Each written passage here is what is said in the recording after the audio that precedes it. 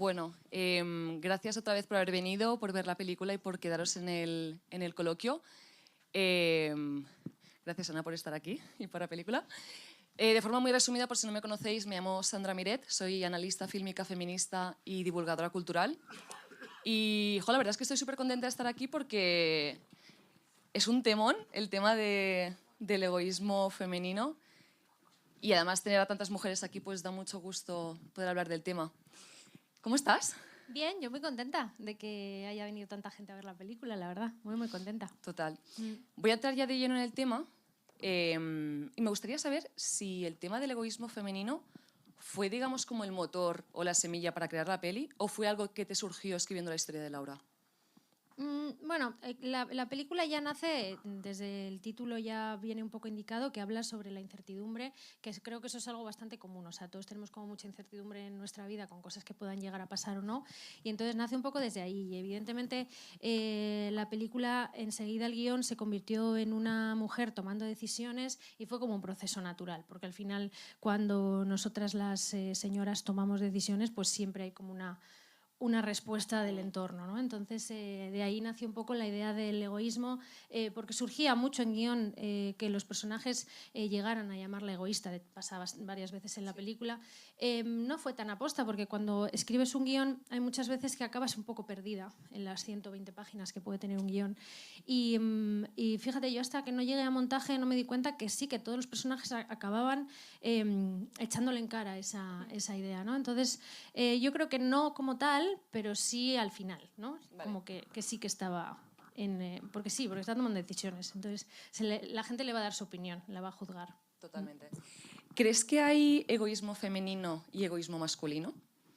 No, yo creo que hay unas conductas masculinas que son las que están establecidas y luego nosotras intentando defender que también podemos hacer lo que nos da la gana. Entonces, no sé, o sea, yo digo egoísmo femenino porque creo que es algo que no es tan común, que nos cuesta mucho por la culpa, la gran culpa. Nos cuesta mucho defender, pero bueno, no sé, yo siempre digo, ¿no?, que una conducta masculina que es bastante normalizada es que pisan, que cuando digo conducta masculina es porque la pueden ejercer también mujeres. O sea, yo no tengo mucho interés en hablar de hombres o mujeres, hablo más de formas de ser, en el sentido de que una conducta masculina puede llegar a ser el que van pisando por el mundo como si les perteneciera, ¿no? Y sin embargo, una conducta muy femenina es llamar a la puerta, a ver si nos dejan entrar. Entonces, eso tiene un poco que acabar. Sí. ¿Crees que podríamos cambiar la palabra egoísmo por autonomía? Es decir, cuando, por ejemplo, una mujer pone límites y antepone su autonomía, ¿es llamada egoísta o solamente es egoísta cuando sus decisiones no van como acorde con los demás o los demás no están a favor? ¿Tiene que ver solamente con la autonomía o es cuando a la gente no le viene bien? Yo creo que es cuando a la gente no le viene bien. Tenemos que pensar que en todas las relaciones hay muchas que son desinteresadas, ¿eh? Y que son amistades y amores de verdad, pero hay otras que, bueno, pues que la gente tiene objetivos y tiene metas y tiene cosas que quiere conseguir y, bueno, pues cuando tú estás en su camino y no haces lo que corresponde, pues es cuando surgen los problemas, ¿no? Creo que aquí en la película está narrado desde un punto de vista de hay una persona enferma en la familia, que eso supone un cambio en las jerarquías de cómo se organiza la familia, y entonces ahí es donde surgen los problemas. Seguramente si el padre no estuviese enfermo, lo que hace Laura les daría un poco más igual, ¿no? Pero el hecho de querer cambiar como ese estatus que estaban organizados desde hace varios años, porque además eso es una enfermedad de larga duración, bueno, pues de repente es ahí donde surgen las opiniones y las molestias, ¿no? Porque está intentando cambiar algo que, bueno, que estaba establecido y que a varias personas les venía muy bien, ¿no? Entonces, ¿por qué vamos a cambiarlo? Total. Sí, el tema de los cuidados, que lo tengo apuntado para comentarlo luego. Busqué la definición de egoísmo porque cuando estaba viendo la película digo, vale, ¿para mí qué significa realmente el egoísmo, no? Y pienso, bueno, pues, yo que sé, anteponer pues, tus decisiones, tus apetencias, tus gustos y al final como tu vida a la de los demás.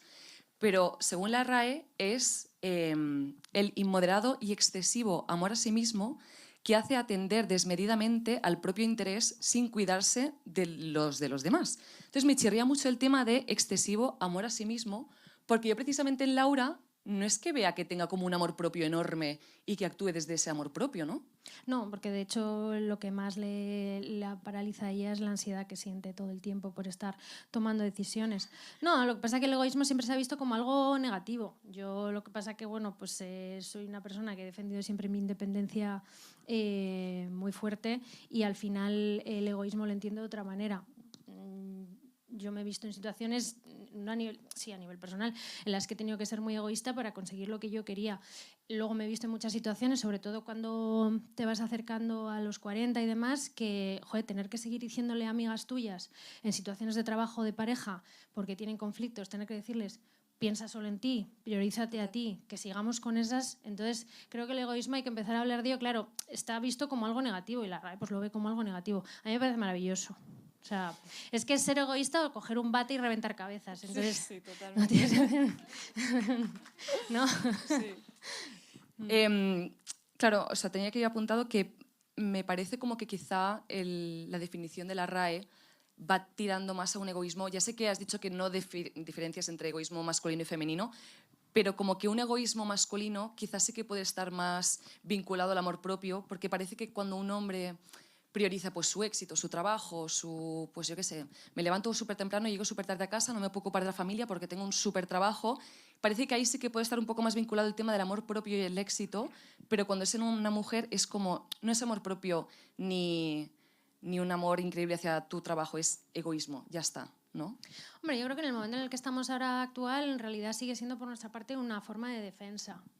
Yo cuando me he visto en situaciones en las que he intentado poner límites y mis noes no se han respetado. Estoy hablando en situaciones cotidianas, nada traumático, o sea, situaciones cotidianas, decir, no, no me apetece hacer eso y quedé exactamente igual. Soy una señora de 42 años, o sea, perdona. Entonces, yo es que ese egoísmo que describes tú de los hombres también me parece que es malo, en el sentido de que también se están perdiendo un montón de cosas por unas pautas que vienen marcadas del capitalismo, del patriarcado, ¿no? Entonces, bueno, nos metemos en cosas muy densas en las que ellos también son víctimas de todo eso, ¿no? El verse obligados a no tener como el tiempo que quieran para dedicarlo a lo que quieran, ya sean hobbies, la familia, lo que sea, porque tienen que cumplir una serie de premisas que vienen muy marcadas de antes, ¿no? Yo lo que sí creo que es o lo más interesante me parece es que es eso que, joder, a mí me lo decía el otro día el productor, me dice, no, sí, claro, tampoco se había hablado mucho del egoísmo y demás. Y yo, por ejemplo, en mi vida es una pauta muy, muy generalizada. O sea, yo enseguida cuando eso cierro puertas y digo, no, no, aquí no te voy a dejar. También porque no he sabido nunca poner límites, porque como nos enseñan, ¿sabes? Nos enseñan a ser complacientes, sí, y sobre todo complacientes, pues entonces, claro, cuando queremos empezar a poner límites, aquello es un Cristo de llantos, de no saber cómo hacerlo, de repente gritas cuando no tienes que gritar, que eso es otra cosa que pasaba en la película, que me decían, es que ¿por qué a veces explota tanto? Si os dais cuenta, explota muchas veces cuando quiere poner límites y no sabe cómo hacerlo.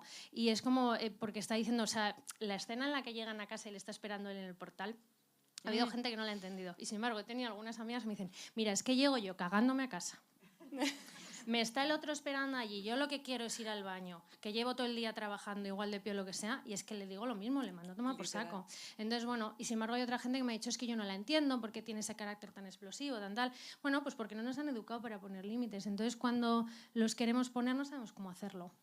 Yo creo que Laura es un personaje que entiendes muy bien si te has sentido en...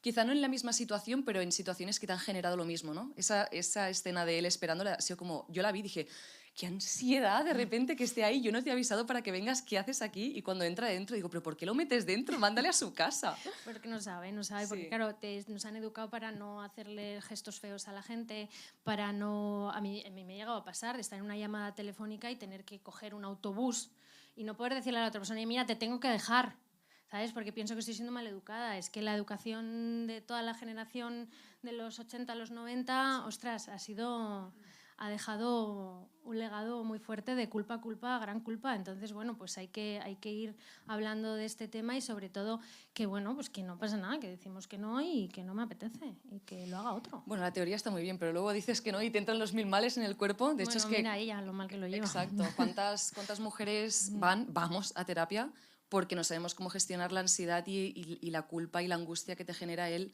poner límites, el decir no? Sí. Y ya no solamente por lo que te pasa a ti, o sea, a ti, a nosotras como a Laura, ¿no? De todo lo que te pasa en el cuerpo, sino cómo se recibe esos límites y ese egoísmo o esa autonomía, ¿no? Que es como, yo tengo que ir a terapia para poner límites, pero necesito que la gente vaya a terapia para que acepte mis límites. Sí, en principio yo además siempre he pensado, ¿no? Porque a la gente que no es capaz de tener límites, que se propasa, ¿sabes? Y que pide de más o que exige de más, nunca son la gente que luego va a terapia para aprender cómo comportarse, ¿no? Y sin embargo, los que estamos enfrente, que igual somos los que no tenemos esas herramientas, somos los que estamos intentando construirlos a nosotros mismos para poder hacerles frente, ¿no? Pero bueno, el mundo se estructura así, quiero decir, creo que estamos en un momento clarísimo de que se estructura así. Y bueno, en el caso de Laura, pues al final ella el proyecto cuando lo acaba dejando, que ya lo ha conseguido y sin embargo lo acaba dejando, es básicamente por la culpa, ¿no? Entonces, bueno, ha habido gente que eso lo ha entendido claramente también y otra gente que no lo ha entendido porque no han sentido esa culpa. Claro. ¿No? Es decir, no es el momento de hacer esto, no corresponde, no tengo como el derecho a hacer esto, ¿no? Tengo que estar en otro lado. Entonces, bueno, creo que somos una generación todavía que está muy ligada a los cuidados, a la idea de las hijas que cuidan y entonces, bueno, poco a poco irá desapareciendo. Yo lo veo con mis sobrinas que están creciendo en otro totalmente distinto. Ya son gente que ha nacido después de 2010 y están creciendo en otro panorama en el que tendrán muchas más posibilidades de elegir sin que tenga que ser un trauma. Total, es que justo te iba a comentar esto, que te iba a preguntar si los cuidados son algo obligatorio en las mujeres, que parece que hay como argumentos biologicistas que apoyan que sí, que es algo biológico en las mujeres, pero claro, yo luego digo, no sé, estando el mundo como está, si podemos seguir sosteniéndonos con argumentos biologicistas, ¿no? Bueno, yo creo que nosotras al final estamos educadas para ello. Evidentemente lo maravilloso sería vivir en un sistema que cuando una persona se pone enferma, sobre todo enfermedades de larga duración, porque para mí era un tema que yo quería hablar aquí, a mí también hay que diferenciar mucho en que alguien te diga, pues me he roto una pierna y voy a estar dos semanas, necesito tu ayuda. O sea, ayudar a la gente y acompañar, eso es algo maravilloso. Yo estoy hablando de gente que se pone enferma y te ves obligado o obligada a dejar de trabajar. Le acaba de ocurrir a una conocida mía que se pusieron los dos padres enfermos a la vez y ha tenido que dejar de trabajar durante un año, no ha tenido ninguna cobertura. En el sentido, ella, con todo su amor, decidió que no se ha tenido que pillar una excedencia. No ha habido ninguna cobertura que le haya hecho eso un poquito más fácil, ¿no? Entonces, bueno, pues que ahí ojalá viviésemos en un sistema que nos ayudase con eso, pero no, sigue habiendo una pauta muy clara de que de repente alguien, o yo misma, me pongo enferma y alguien de mi familia va a tener que, con una dependencia, por ejemplo, y va a tener que hacerse cargo, ¿no? Entonces, son sistemas que no funcionan, pero bueno, igual que no funciona la conciliación, no funcionan un montón de cosas. Entonces, bueno, ¿qué pasa eso? ¿Cuáles son las consecuencias de eso? Que caen nosotras normalmente. Yo también conozco a algunos hombres que han tenido, pero porque eran hijos únicos, por ejemplo, ¿vale? Pero en general creo que recae mucho más en nosotras. Y sobre todo si esas nosotras somos mujeres no casadas y sin hijos. Entonces se da por sentado que es una especie de obligación. Si yo tengo una amiga que además de no estar casada y no tener hijos es enfermera y parece como que es su sino, ¿sabes? Yo amo mi trabajo y amo mis cosas, entonces ¿por qué se me tendría como que adjudicar ese papel que quizá no lo quiero? Y que no todo el mundo tiene por qué servir para cuidar, porque yo hago una diferenciación entre cuidar y acompañar. ¿Vale? Los cuidados 24 horas en una dependencia, en una enfermedad, eso es una cosa que tienen que hacer gente que sepa lo que está haciendo, ¿sabes? O sea, al final si no se viven muchas situaciones en las que en los hogares se generan situaciones de discusiones muy fuertes, de depresiones. Entonces, bueno, eso es un tema que lo mismo lo estamos sobrellevando, la gente se va arreglando como puede y algún día pues explotará. Sí, bueno, y que al final cuando estás cuidando como si fueras enfermera y no eres enfermera, te puedes equivocar y luego también la culpa que tú te llevas por no haber estado a la altura de haber cuidado como se merece esa otra persona, ¿no? Y es como, es que no es tu trabajo. Bueno, yo creo que el precio normalmente es que esa gente acaba quedando con un problema de salud mental y un problema normalmente depresiones muy, muy fuertes entre la culpa y el no poder haber hecho nada más por esa persona, sí. No sé si a ti te pasa, pero cuando hablo esto con amigas y con personas más mayores, la de mi madre y tal, y me quejo de este tema de yo soy hija única y muchas veces pues me toca cuidar, ¿no? Y cuando me quejo en las familias, lo que veo, ¿no? De que normalmente son las mujeres que están cuidando pues mi madre y mis tías en lugar de mis tíos y todo esto, y a veces hay como este argumento de pues que no lo hagan, pues si se quejan, ¿por qué se quejan si luego lo van a hacer igualmente? Y es como... es que llega un momento que tú ni siquiera puedes no hacerlo. O sea, que tú te quedas en la queja, pero te ves incapaz de no hacerlo, porque está tan metido en nosotras que tenemos que hacerlo que es como, ¿y ahora qué hago? ¿Dejo que se muera? porque si no lo cuido yo, ¿quién lo va a cuidar? Claro, la culpa. Pero es que eso da para otro día de coloquio. Total.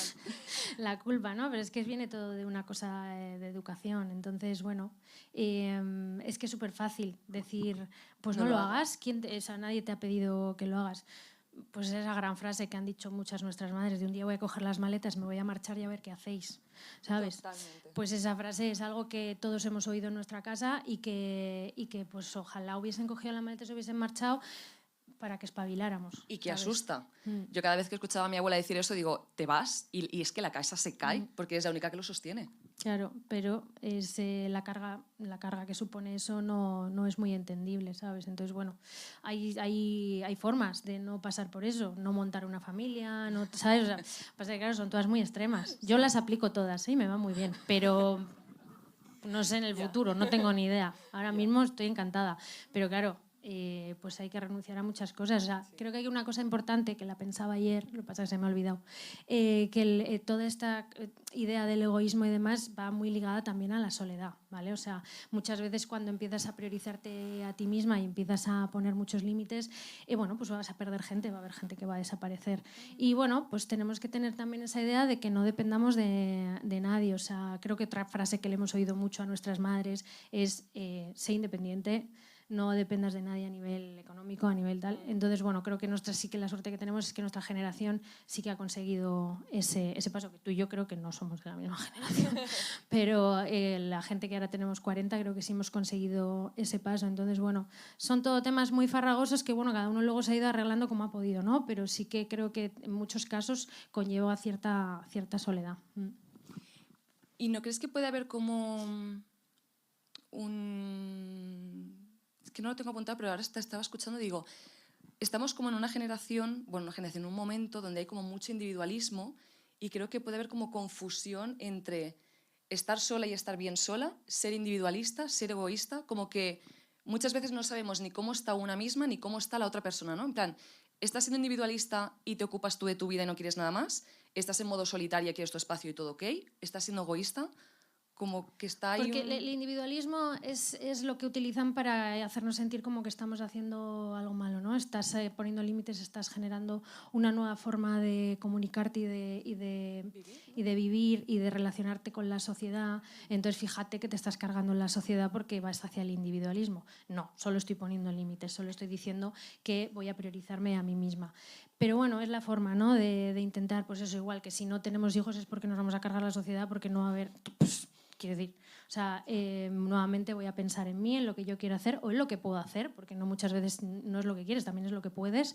Y entonces creo que es que lo estuve pensando ayer, justo, que el individualismo sí lo comparan mucho, pero creo que es como la amenaza, ¿no? Es como, bueno, si haces esto y esto y no tienes pareja, no tienes tal, cuando seas mayor te vas a ver sola. Son amenazas para intentar que sigamos como en un carril que es el que nos lleva a la normativa, a la norma. Y bueno, a mí me encanta la gente que consigue todo lo que se propone y que además tiene gente a su alrededor que les respeta un montón y que además tiene gente que les quiere un montón y que les valora y que son personas que saben que se merecen las cosas que les pasan. Pero no somos la mayoría. Entonces el resto, pues bueno, vamos haciendo lo que podemos, ¿no? Sí. Sí, porque aquí también entra como el tema del síndrome de la impostora, que creo que también puede estar como muy vinculado al tema de egoísmo, individualismo, ¿no? Te cierras en ti misma para conseguir cosas, pero desatiendes a la gente, dejas de cuidar, como que siempre, bueno, otra vez volvemos al tema de la culpa, de qué priorizas antes, tu vida, tu profesión, tu éxito, que luego también quiero hablar de este tema, o cuidar a la gente y que la gente se sienta atendida. Es que justamente antes lo estaba hablando con María, mi amiga, de esta presión de... Esfuérzate por tu carrera, por ti misma, por cuidarte. Además, también el tema de los autocuidados, que creo que se nos está yendo un poco de las manos, ¿no? Las cremas, el pelo, el hacer ejercicio, levántate a las 5 de la mañana, es como, no me apetece, ¿no? También me estoy autocuidando si duermo hasta las 12 del mediodía un domingo. Que creo que, bueno, también el tema de la culpa de no dejar a la gente, yo creo que normal que Laura explote así, es que yo también exploto así. O sea, y si me encuentro por lo mismo, ¿no? La escena de antes de un tío que se me presenta en la puerta es como... Cari, quiero cagar. O sea, tengo una presión ahora mismo social en mi cabeza que lo único que necesito es estar sola y no pasa nada por estar sola y por priorizar que quiero estar sola. Y no por ello te quiero menos o me gustas menos por priorizar estar yo conmigo misma. Bueno, yo creo que es importante entender ahí que el límite lo pones de manera adecuada. Bueno, quizá Laura aquí no ha sabido muy bien porque no lo ha puesto abajo en la calle, ha esperado subir arriba y ya se le ha ido. Pero que si el otro se ofende, es el otro el que se está ofendiendo, ¿no? Entonces, sí, bueno, yo no creo que se nos... Con el tema de autocuidado, es que claro, una cosa es amor propio, otra cosa es autocuidado. Quiero decir, con el autocuidado sí, porque al final es comercio, o sea, es consumo, ¿no? Entonces no, ahí se va a ir hasta que explote la burbuja. Pero con el amor propio, en realidad, yo creo que queda mucho camino, ¿eh? Y queda mucho por decir, pues, ¿sabes qué? Que no me da la gana. O sea, si os paráis a pensarlo, me da igual vuestro género, pensad cuando es la última vez que algo que no os apetecía habéis dicho, pues, ¿sabes qué? Que no me da la gana, que no quiero. ¿Sabes? Nos cuesta muchísimo. Entonces, hasta que no consigamos hacer eso con naturalidad y que la persona de enfrente diga, ah, vale. Total. ¿Sabes? Sí, quizá el amor propio empieza por poner límites, ¿no? Eso es. Sí. Hay un tema que a mí me encanta, que lo estuve pensando viendo la película, y es si solo puede ser egoísta quien tiene éxito. Porque aquí vemos la relación entre las dos hermanas y que aparentemente, al menos en el momento presente de cuando empieza la película, una de las dos hermanas, pues, bueno, aparentemente tiene como más éxito laboral, tiene una familia, tiene mejor economía. La otra, pues, es una chavala que está en el FNAC, que está un poco perdida, que tiene un vínculo amoroso que tampoco es muy estable. Y parece que la única persona que puede poner límites, organizar el tiempo, el suyo y el de la otra persona, y anteponer su vida, es la exitosa. Entonces, ¿el egoísmo te lo tienes que ganar? ¿El poder ser egoísta es algo que se gana con el éxito? ¿Me Sí, explico? bueno, es que me imagino que si estás en un estado ultra mega precario en el que no puedes defender absolutamente nada, tampoco te puedes defender a ti misma, quiero decir. Entonces, sí, yo lo que sí que creo es que cuando hay una situación de enfermedad en una familia, sí que es verdad que, claro, si hay un personaje como Laura que tiene más tiempo libre porque igual está a 27 horas contratada en una tienda y demás, y la hermana, sin embargo, tiene un trabajo de 40 horas, más unas niñas, más una casa que también llevar y demás, pues al final, ¿no? Eso se va organizando de tal manera que la persona que parece que tiene menos responsabilidades es la que más cargo tiene que hacerse, ¿no? Además, cuando una no tiene pareja o no tiene hijos, da la sensación de que no está viviendo una vida plena. Entonces da la sensación de que las cosas que hace fuera del entorno familiar no son como igual de importantes, ¿no? Entonces, bueno, pues sí se cambian esas jerarquías, que es un poco lo que he dicho antes, ¿no? Pero bueno, creo que sí, si estás en una situación precaria, no creo que tengas la posibilidad de estar defendiendo tu amor propio porque estás sobreviviendo. Entonces, no. ¿Cuáles crees que son como las consecuencias que viven las mujeres egoístas en la sociedad? O sea, si hay algo que se suele repetir, o sea, que suelen recibir las mujeres, bueno, egoístas. Yo tampoco, o sea, no me gusta como decir que una persona es egoísta, sino como que tiene comportamientos egoístas, pero las mujeres que suelen tener comportamientos egoístas, ¿qué suelen recibir por parte de familia, amigos, trabajo? Pues normalmente, bueno, en general todas solemos recibir la opinión, aunque no la pidamos, pero eso da igual que seas egoísta o no. Y luego yo creo que una cosa que pasa cuando tú pones muchos límites, bueno, pues que hay gente que desaparece, que es lo que he dicho antes, pero nos puede llegar a preocupar, pero en el fondo no pasa nada, porque si hay gente que siendo tú misma no se mantiene a tu lado, quiero decir, yo no estoy hablando de un egoísmo en el que tratas mal a la gente, eso que quede claro, estoy hablando de un egoísmo en el que tú pones unos límites que son normales y que son educados, pero hay personas pues que no les viene bien y entonces se ofenden. Bueno, porque creo que ahí lo que te están demostrando es que no son gente que tenga que estar a tu alrededor, ¿no? Entonces, bueno, yo lo que he dicho un poco antes, creo que cuando pones límites puedes llegar a recibir pues un poco de soledad, de gente que desaparece. Pero es que a mí, será porque ya, pues eso, pero no es algo que me preocupe muchísimo. Lo digo también para animar a gente que igual está en la duda, mejor contigo, sí, que mal acompañada o acompañado. Esta pregunta quizás es un poco simplista, pero ¿consideras a Laura egoísta? Porque yo la estaba viendo la película y me pasaba una cosa, que estaba viendo los momentos en los que se le dice que es egoísta o cositas que me chirriaban, pero no sé si porque he empatizado mucho con ella y con el hecho de no puedo más, dejadme en paz, mi vida también es importante, que yo tampoco la acabo de ver tan egoísta que digo, igual tengo yo un problema y debería estar viendo la egoísta. Entonces, ¿tú la escribiste a conciencia egoísta? No para que los otros personajes la vean egoísta, que obviamente sí, porque se lo dicen, sino para que el público la vea egoísta o para que empatice y digan, Cari, no eres tan egoísta como te dicen? No, hombre, lo he hecho para que empaticen. Es una película que está basada mucho en las emociones, entonces que tú hayas sentido eso es lo correcto, pero no todo el mundo tiene por qué sentirlo. A mí lo que me ha gustado de los screenings que hemos hecho de la película es que cada persona, cada espectador va... como que va empatizando con cosas distintas de la película, ¿no? Hay gente que empatiza mucho con la parte de trabajo, hay gente que empatiza mucho con la parte de familia, hay gente que empatiza un montón con ella y su carácter, entonces, bueno, con la parte de la ansiedad. Entonces, ahí van como cada uno eligiendo dónde enganchan, ¿no? Hay gente que no entiende a Laura para nada, que eso también me parece algo maravilloso, porque yo no quería hacer un personaje que le cayera bien a todo el mundo. Eso es muy guay. Quizás son gente que va pisando por el mundo como si le perteneciera, entonces no entiende qué es lo que le pasa.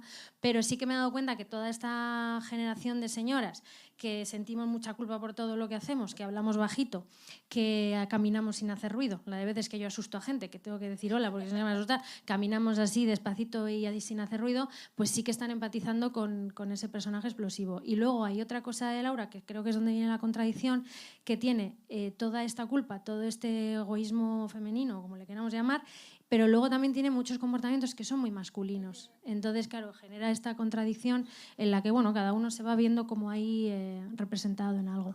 Bueno, es que al final es muy humana, o sea, no está como encerrada en una cajita o en un marco de un tipo de personaje con un arquetipo.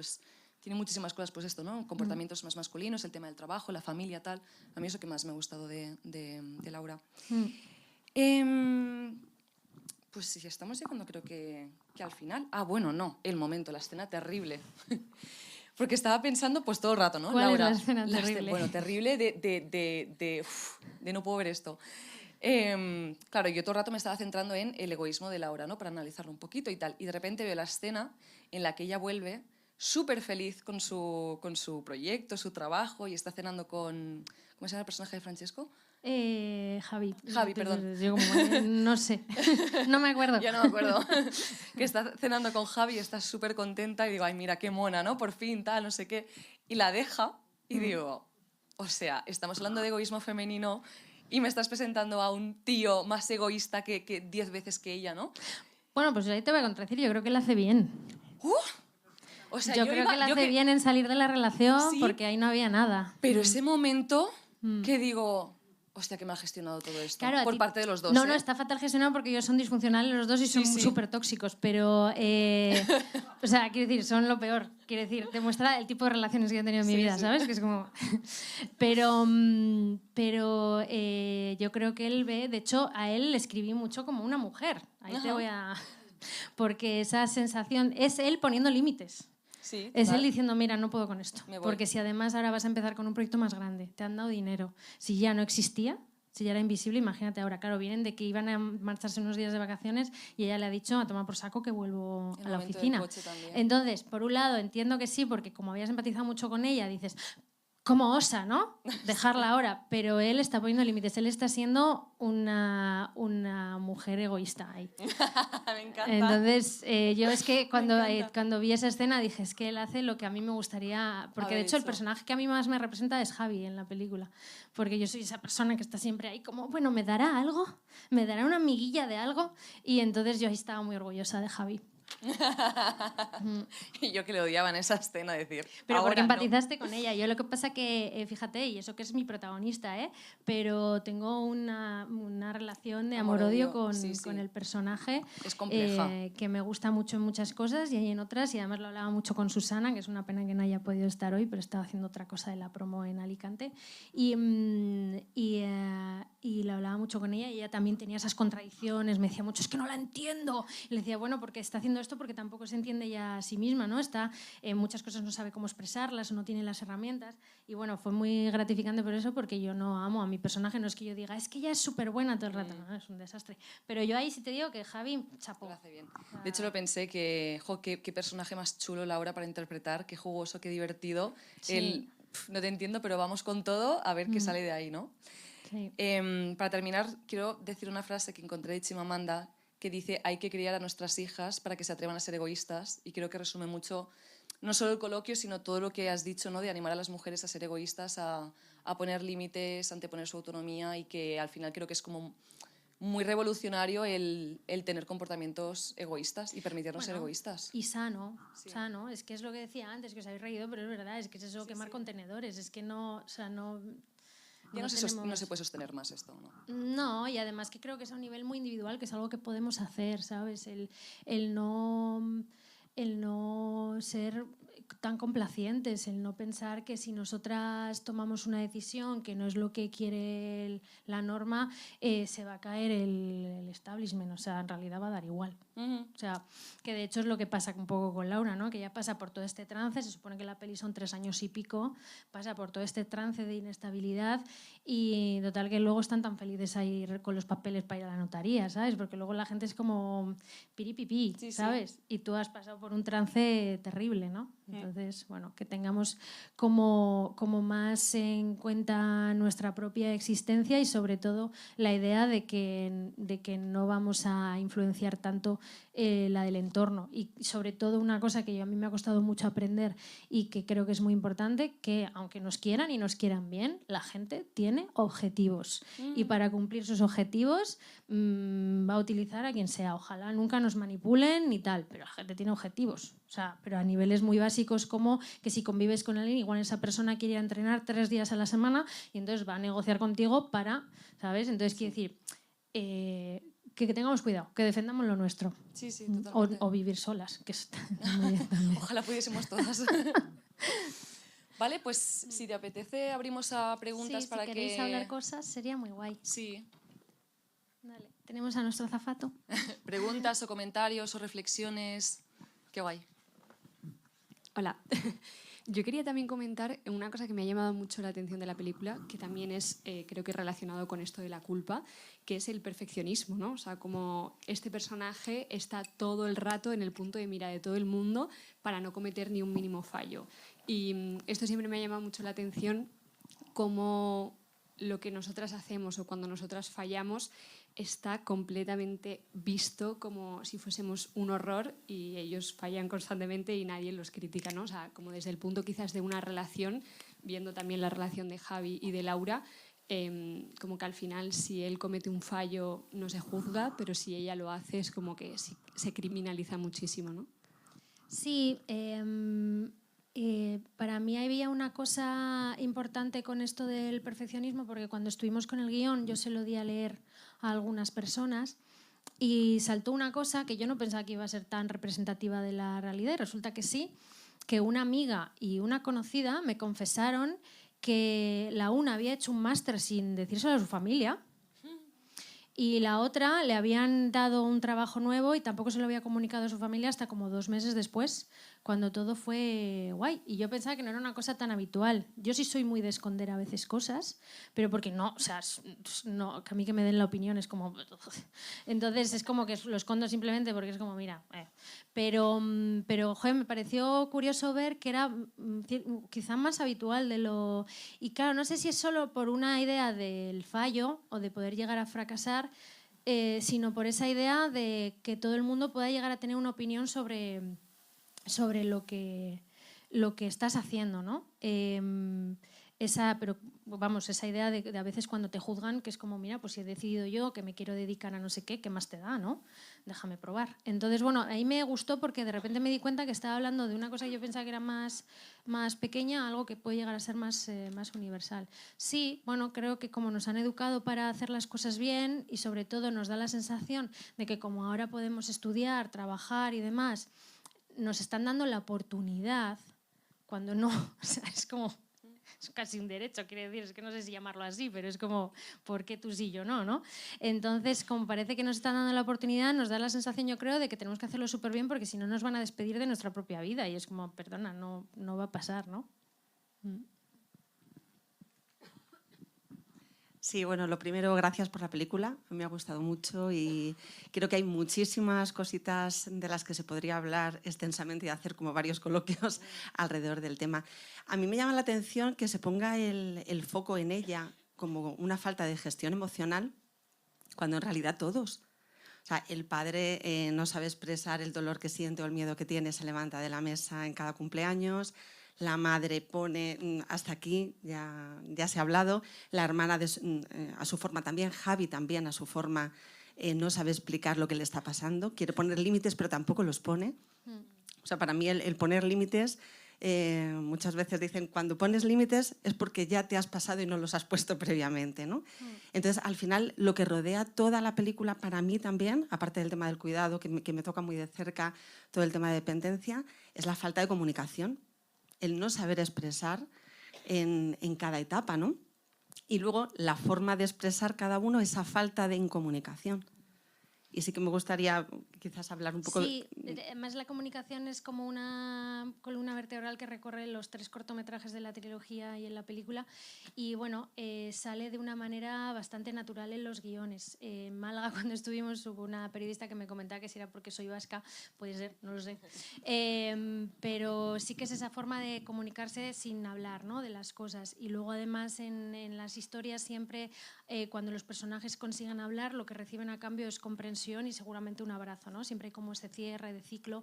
Pero bueno, yo creo que nos comunicamos un poco así en general, ya digo, afortunadas sean las que viven en un entorno en el que pueden hablar todo lo que quieran sin ser juzgadas y maravilloso. Yo estoy hablando de las que quizá no nos sentimos que merecemos ese espacio tan amplio, ¿no? Entonces, sí que es verdad que está esa incomunicación y yo, bueno, pues en el mundo en el que vivo se da. Entonces, por eso la represento, ¿no? De hecho, ya os comentaba antes que esos momentos en los que ella explota más o tiene esas explosiones de carácter y tal, sí que ha habido algunas personas que me han dicho, es que no entiendo, es que no tiene ningún sentido que hable así al otro o demás. Bueno, pues igual a esa persona no le ha pasado nunca. Yo sí me he visto en situaciones así, en las que de repente alguien me estaba insistiendo y yo tenía que decir... ¿vale? Entonces, bueno, pues ya os digo que afortunadas las que nunca hayan tenido que tal, pero esa incomunicación yo creo que es bastante habitual, sobre todo porque parece que si nos abrimos mucho y contamos todo lo que estamos haciendo, nos van a juzgar y en esos juicios, si tú luego no eres muy fuerte, quizá cambias de opinión y dejas de hacer algo que querías hacer porque alguien te está dando una opinión en contra, ¿no? Entonces, nos falta mucho todavía para movernos todas en esa libertad.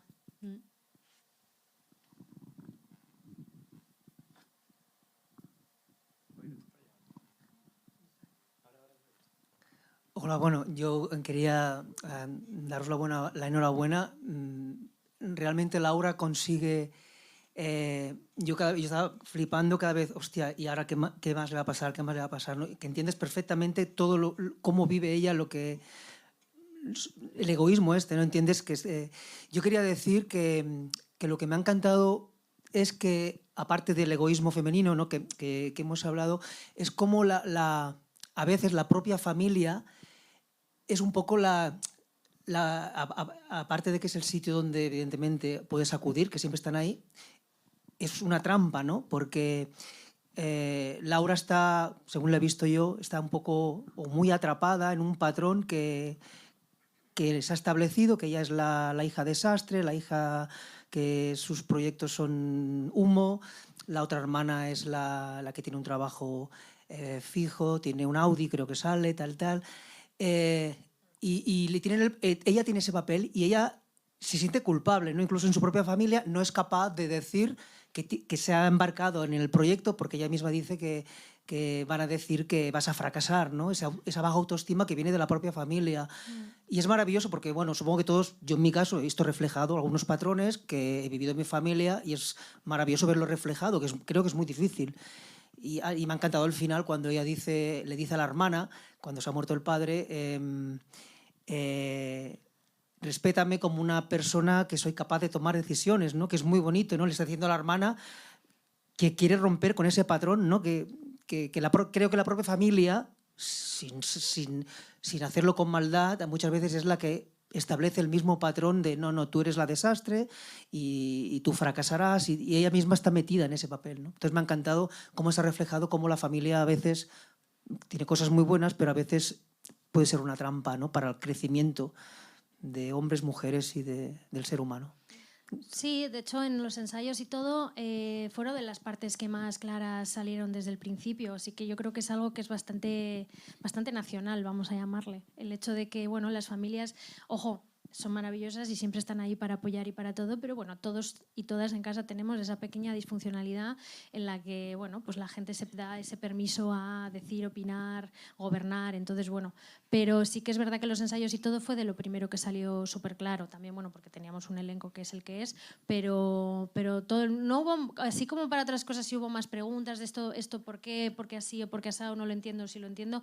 Con las cosas de la familia como que todo el mundo estaba entendiendo los roles de cada uno y qué era lo que estaba pasando, ¿no? Entonces creo que es bastante descriptivo de cómo nos hemos comunicado hasta ahora y de cómo se han hecho las cosas en lo que es la familia más tradicional.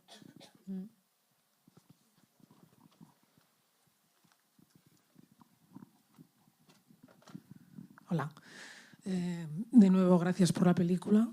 Y quería preguntarte, o sea, es una pregunta, no quiero hacer ninguna reflexión. No he entendido muy bien el hecho de que ella, cuando llega, con todo lo que le ha costado el proyecto este Havok, digamos que lo paraliza.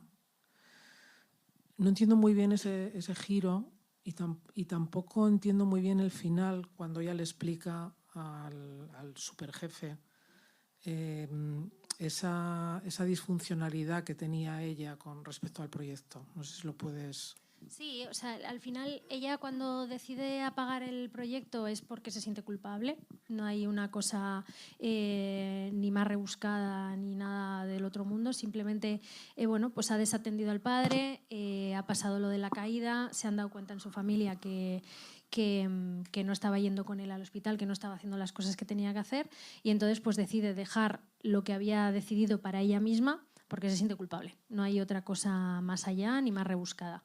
Y al final, cuando explica al jefe el proyecto, lo que le está viniendo a decir es que ella, dentro de su perfeccionismo, de la idea de conseguir algo en lo que pudiera... Pues nosotros tuvimos una asesoría de tecnología para toda esta parte porque queríamos que fuese lo más veraz posible, ¿no? Entonces, uno de los grandes problemas que hay ahora mismo con todo lo que hacemos en Internet, redes sociales y demás, es todos los temas de almacenamiento y de cómo todo eso se mantiene en funcionamiento.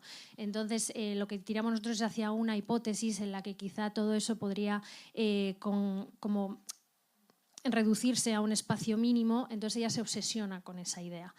Cuando fallece el padre y empieza a trabajar de nuevo, cambia de perspectiva. Y entonces lo que se da cuenta es que si hace desaparecer las cosas y solo si tú quieres utilizarlas las puedes pedir, entonces sí que eso deja de ocupar un espacio. Pero es una reflexión un poco abstracta, en el sentido de que yo con el asesor tecnológico que hablé me dijo, hombre, es buena idea, se podría intentar, pero no sé si sería algo que podría llegar a ser viable.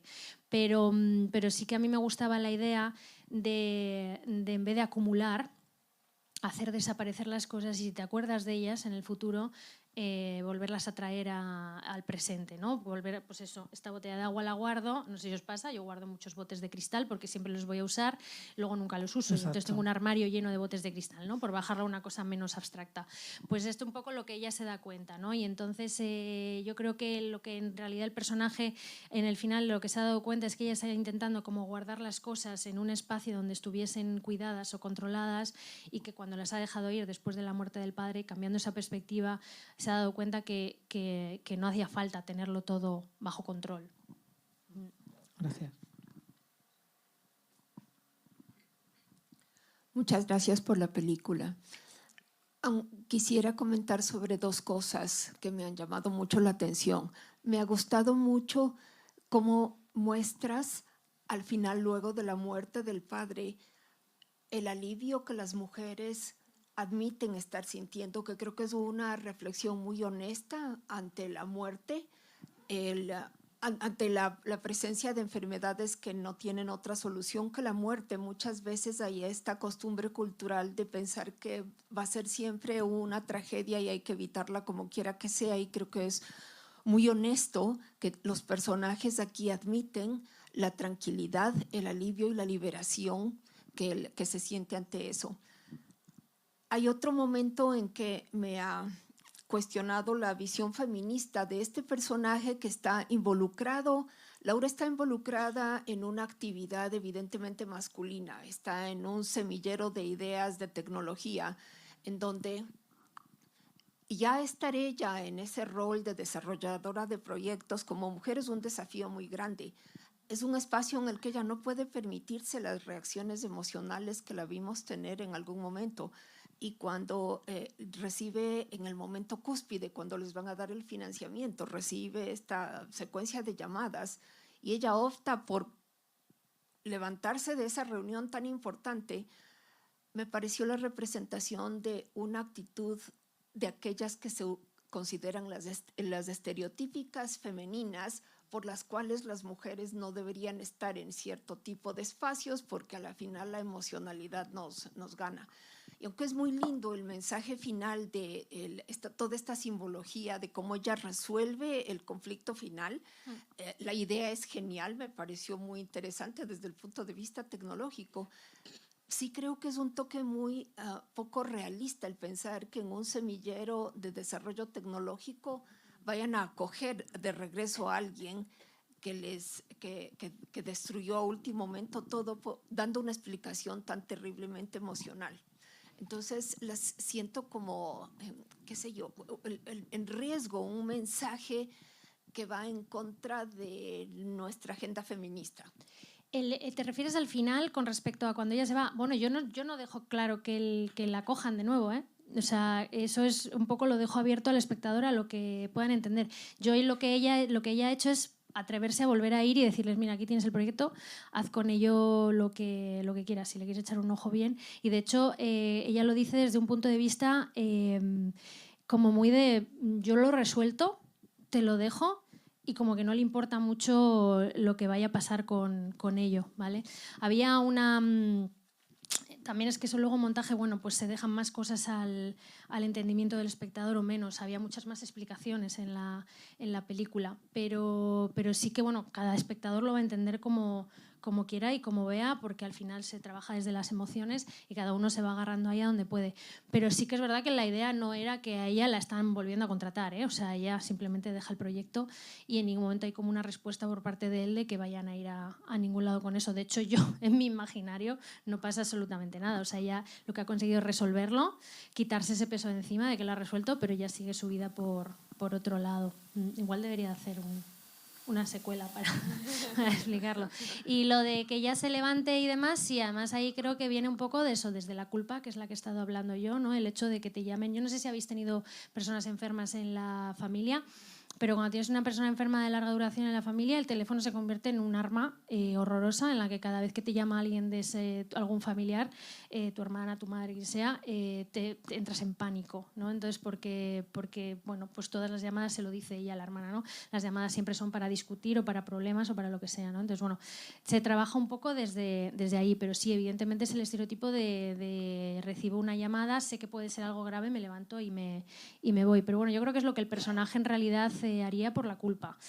Es un discurso que, claro, se habla desde un concepto que quizá no está tan claro porque no está dialogado, ¿no? Pero sí que creo que, igual que hay mucha gente que no entiende por qué apaga el proyecto, bueno, si tú has sentido esa culpa, al ver esa escena lo entiendes. Por eso digo yo, afortunadas las que no han tenido que pasar por ello, que bueno, pues a mí en la película se me van a perder un poco, pero tampoco tengo yo la sensación de que estoy haciendo un panfleto. Quiero decir que al final la idea es que cada uno también vea un poco lo que puede sacar de la película y lo que puede entender, y habrá gente que no entienda. No, cuando digo entender, ojo, no es entender de que no, sino que habrá gente que no sacará ningún mensaje, que de repente dice, pues esta chica a mí me parece que está tarada, punto, ¿sabes? Entonces, bueno, con eso yo estoy como muy tranquila.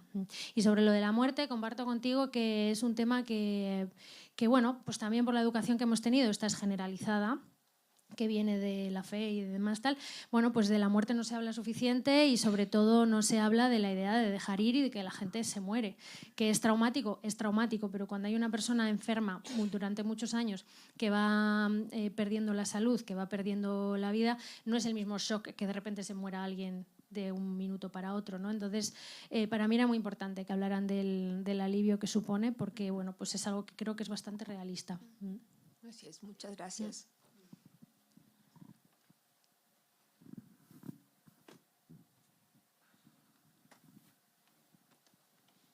Bueno, que este señor es uno de los productores de la película, pero ella está haciendo de azafato, o sea... Bueno, muchísimas gracias. A mí me ha encantado la película. Lo bueno de las películas es que cada uno ve desde su lugar subjetivo, ¿verdad? Yo no he visto una película sobre el egoísmo femenino. Es más, cuando resonaba la palabra egoísmo en los personajes, pensaba, es una proyección de tu propio egoísmo, ¿vale? ¿Qué es lo que yo he visto? Pues yo he visto en esta película las negociaciones nuestras de cada día. Cómo una mujer de este tiempo está negociando sus vías de realización. Sus vías de realización laborales, de la autonomía, del vínculo amoroso, de los vínculos de la familia, que eso es la tarea de la vida, ¿vale? Entonces yo he visto todas las dificultades que tenemos las mujeres para negociar las vías de realización, ¿vale? Y luego, claro, pensaba, ¿cómo va a resolver el guión? ¿Qué salida le va a dar? Porque claro, si le da la salida masculina, entre comillas, es decir, opto por la vía de realización del proyecto propio, del laboral y tal, mal. Claro, has buscado una buenísima salida, que es la gestión, por una parte, del vínculo, que es importantísimo, y luego el final, pues que, o sea, le has dado las dos vías, ¿no? Y, en guión se hacía rica, pero luego sí, el montaje desapareció. Ganaba sí, muchísima pasta. Es de verdad, ¿eh? No me lo estoy inventando. Me ha parecido interesante. Hay gente que ha leído el guión entero y ganaba muchísima pasta, pero eso Claro. desapareció. Y luego, claro, cuando uno ve una película está haciendo su propia película también, ¿no? Yo como enfermera, que me he dedicado a los cuidados, pues yo decía, si el personaje de la hermana hubiese sido un hermano, no había, los conflictos hubiesen sido totalmente diferentes. Sí. Porque sabemos que el 80 y tantos % del cuidado lo están dando las mujeres. Si ahora vamos a cualquier hospital, acompañando a los vínculos, siempre hay una mujer. Entonces, bueno, yo he visto cantidad de familias, ¿verdad? Y sé cómo se maneja este tema. Entonces, ellos normalmente se desentienden. Y no solo es este el problema, sino que las mujeres aceptamos que ellos se desentiendan, ¿vale? Entonces, bueno, enhorabuena por la película. Y una pregunta, todo lo que no sé, ¿qué es lo que no sabe el personaje? ¿Cuál es el título? En realidad es todo, porque yo lo que quiero hablar es de la incertidumbre, o sea, sobre todo cuando tienes ansiedad, es todas esas cosas que te imaginas que van a pasar y que luego no acaban pasando, ¿no? Entonces, la vida. Eso es todo lo que no sé, en el sentido de, claro, nosotros al final somos una generación que no nos han dejado desarrollarnos en cierta manera. Tenemos como muchas más posibilidades, como muchos más caminos abiertos, pero sin embargo luego nos faltan muchas veces los medios, o cuando empezamos a tener los medios, de pronto pues eso, explota el mundo, que decir, cosas como muy globales además las que nos han ido ocurriendo, ¿no? Entonces, bueno, pues esa incertidumbre de decir, sigo hacia adelante, planteo cosas. A mí, por ejemplo, hay una sensación que la gente que haya convivido con personas enfermas seguro que la comparte, que es la de stand-by. Tú entras como en un stand-by en el decir, ¿cómo voy a tomar yo decisiones si no sé cómo se va a resolver esto? Si no sé si va a durar 1 año, 2 años, 3 años, 4 años. Y yo aquí en este caso estoy hablando de un cáncer, pero por ejemplo en casos de demencia o de Alzheimer, que son personas que pueden vivir perfectamente 10, 15 años. ¿Qué haces con todo ese tiempo? ¿Cómo tomas decisiones? ¿Cómo decides? Pues me voy a lanzar, que a mí lo que me apetece es irme a cuidar canguros en Australia. Pues no es una posibilidad, ¿sabes? Porque tienes como una incertidumbre muy grande. Entonces, bueno, todo lo que no se hace un poco referencia a eso. De todas formas, lo de los títulos ya te digo que es un mundo, ¿eh? O sea, yo dije, pon un título y tira para adelante, ¿sabes? Porque qué, no sé, o sea, el otro día no sé quién me decía, me encanta el título, y yo, ¿sabes? Porque... O sea, para mí es una de las cosas más difíciles. Eso y los nombres, que cuando he visto la película con mi familia me decía, se llaman como se llaman, la gente se llama como mis amigas, como tal, porque es una cosa lo de poner los nombres, porque parece que al ponerle un nombre al personaje le estás poniendo una cara, ¿sabes? Entonces es como muy complicado. Pero sí, el título creo que es un poco la incertidumbre de la vida.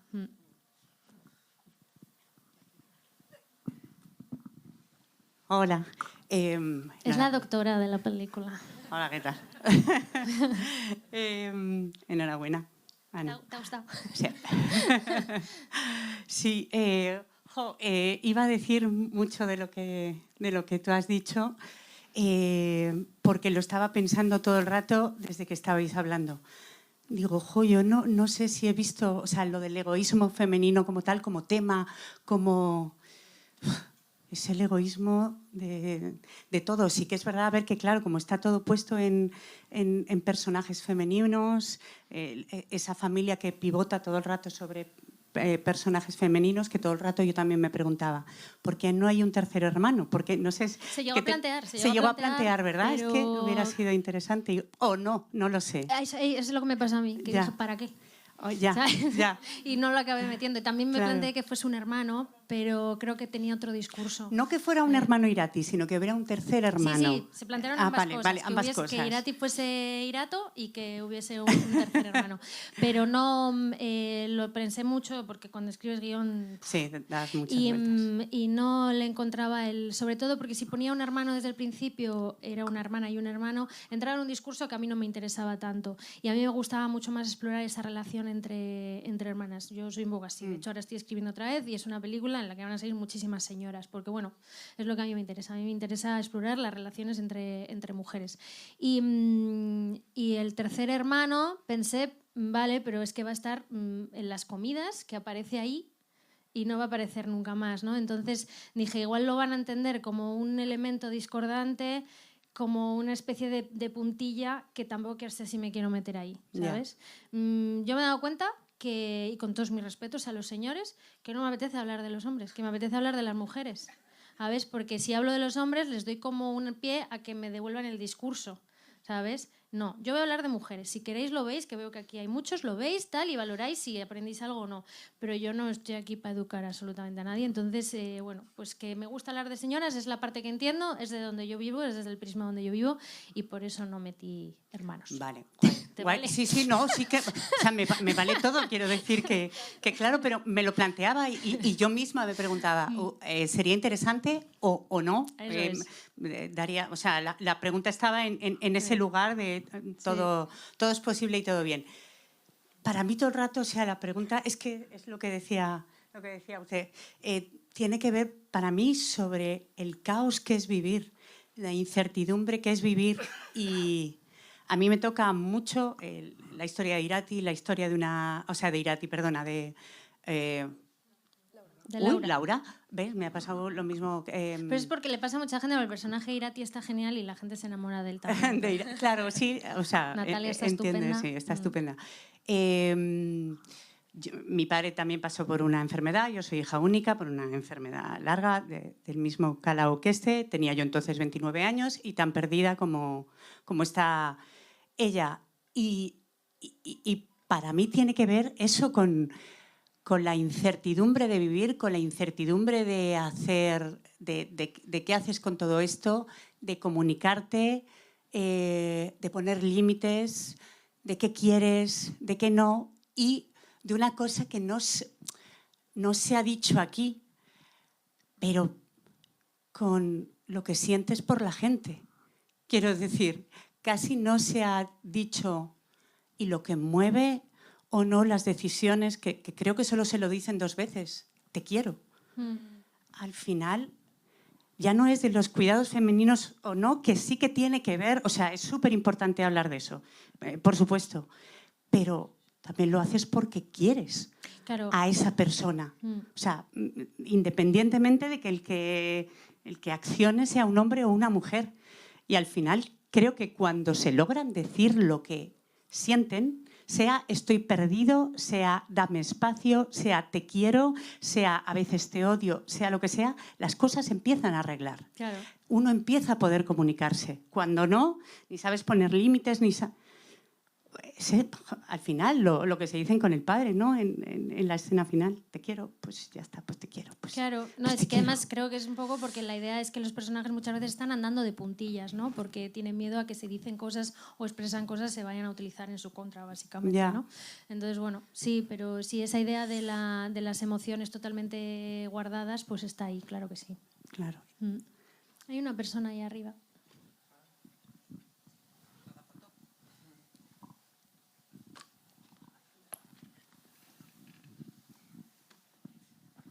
Hola, bueno, enhorabuena por la película. Como dijo otra espectadora, que cada uno ve la película que ve. Yo venía pensando justamente en una protagonista que estaba acusada por estar demandada por los cuidados, etcétera, etcétera, Pero al ver la película, de pronto vi esa familia disfuncional, que digo, es que bien está retratada porque es la familia que si uno lo ve en un almuerzo, papá, mamá y 2 hijas, se parece una familia estándar bien, pero cuando vas viendo la relación, el padre que no habla, la mujer que lo trata, digo, porque la mujer no lo puede acompañar a la quimio o a una entrevista si tiene 60 años y parece que está saludable y no la acompaña, la forma de la madre, cómo la contesta, y también ella con todos sus conflictos, porque en realidad yo la notaba muy conflictuada y también era en el entorno esa dificultad de comunicarse, que era producto de ese entorno familiar en donde se ha sido criada con una relación que yo creo que la enfermedad del padre lo que hizo es detonar todo lo que estaba ahí dentro de lo que es el espectro de las relaciones familiares con la hermana, con los padres y entre los padres que también tampoco se llevan demasiado bien, ¿no? Entonces, a mí me pareció como todo, o sea, como que para mí, ¿no? La enfermedad del padre y cómo ella se desenvuelve con eso y sus exigencias es una excusa para mostrar toda su relación familiar y todo lo que se veía, digamos, cocinado antes de eso, ¿no? Entonces, bueno, me gustó mucho. Muchas gracias. Sí, bueno, es que al final creo que ya habéis sentido algunas cuando lo he dicho, que hay una persona enferma de larga duración en una familia lo dinamita todo, ¿no? Entonces, bueno, pues es una reflexión. Es que creo que también hay como otras historias que lo cuentan mucho desde la idea de que puede llegar a ser algo como romantizable y no lo es, que no quita para que sea algo que es una realidad y que hay que llevar a cabo y que a todos nos gustaría que si nos pasase nos ayudasen y estuviesen ahí con nosotros, pero en general es muy duro y las consecuencias no son solo para la persona enferma, sino que el entorno también se resiente. Bueno, sí. ¿Qué había en la habitación? Ah, nunca lo diremos. Nunca lo diremos, dice. Sí, o sea, la idea, sí, estaba el combo en la habitación, detrás de la llave, pero mi idea era el concepto de simplemente tener una habitación para ella misma, ¿no? Una habitación propia, totalmente vulgar y estereotipado, pero bueno. Pero sí esa idea de tener un espacio suyo donde nadie puede entrar, ¿no? Todos, si habéis vivido en una familia con tal, ¿cuántas nos hemos metido en el baño para poder cerrar el pestillo y estar allí leyendo? O sea, no. Entonces, bueno, esa idea la quería como sacar hacia ella. Irati dice en un momento, lo que pasa es que nadie lo entiende porque nadie sabe lo que es, pero ella dice, tiene una biblioteca de romantasy. Aquí ella se ríe porque lee romantasy. Entonces, a mí me hacía mucha gracia el chiste porque yo leo romantasy aquí donde me veis. Y entonces era como el chiste, pero bueno, lo que tiene es un espacio para ella misma, ¿no? Entonces cada una, imaginaros el espacio que os gustaría, no sé, mira, tiene esa parte romántica. Bueno, pues daros las gracias por veniros a ver la peli una mañana y, no sé, darle este espacio a la historia.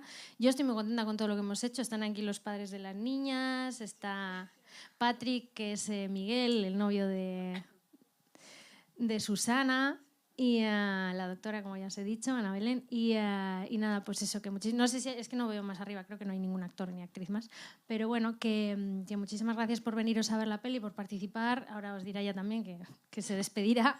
A ti también, gracias por venirte y por las preguntas y por verte la peli, por preparar todo el speech y nada, que yo muy contenta, yo es que estoy muy contenta con la peli, porque bueno, pues era un sueño hacerla y lo hemos conseguido, así que con eso ya... Qué guay. Pues nada, me vuelvo a despedir también yo. Mil gracias por venir. Animad a la gente que vaya al cine a partir del 25, que es súper importante llenar las salas. Y nada, métete una reseña positiva en Film Affinity y en Letterboxd ya que estáis. Y nada, que mil gracias por haber venido. Y gracias a ti, Ana.